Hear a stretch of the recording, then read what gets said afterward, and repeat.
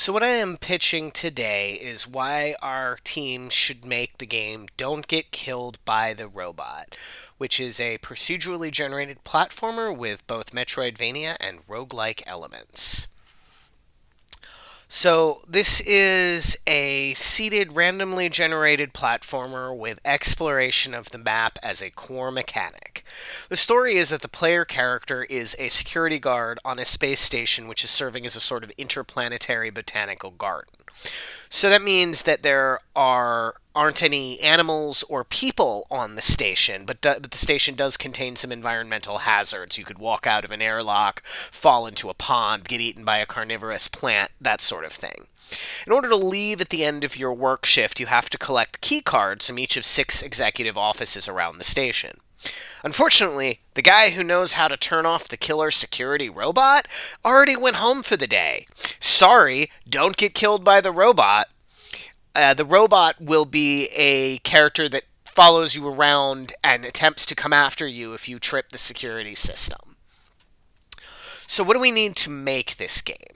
We'll need the algorithm to generate functional, unique maps with a user visible seed. So the maps won't be completely random, they'll be based around the seeded variable. Each of the maps needs to be tested to make sure that they're functional, and the best way that I can come up with to do this is that the individual rooms themselves will be hard coded and drawn with the platforms in the right place, but that we'll have a few dozen of these hard coded rooms randomly ordered by the algorithm.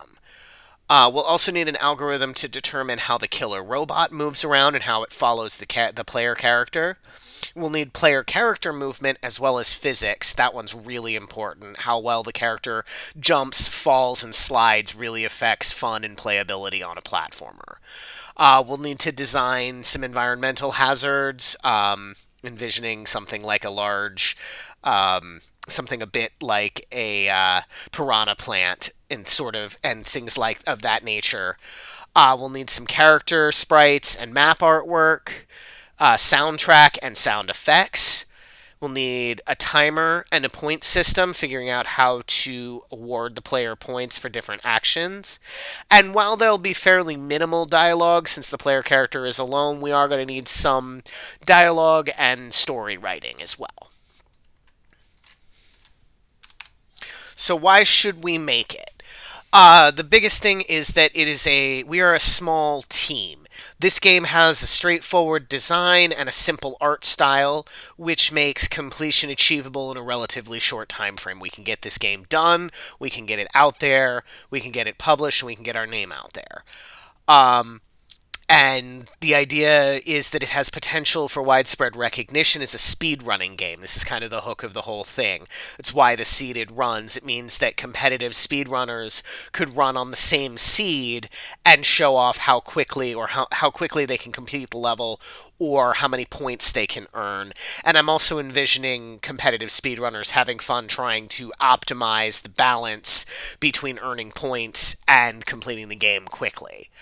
And then the biggest thing from a development standpoint is that the back end coding and algorithms could be reused in future projects. Once we have the code to move the character around, the player physics, the procedurally generated rooms, all of that could be reused in future projects. So this is like a nice starter project that then leaves our team with a set of assets that we can put into place later. So, why should our team make this game?